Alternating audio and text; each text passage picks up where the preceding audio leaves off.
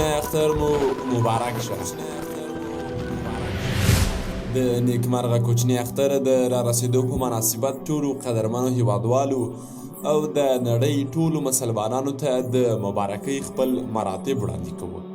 الله رب العزت دې د ټولو مسلمانانو عبادتونه په خپل دربار کې قبول او منظور وګرځوي او الله پاک دې د دغو مبارکو شپو او ورځو په برکت زموږ په هیواد کې تلپاتې او ټول هیواد سوله ټینګه کړي.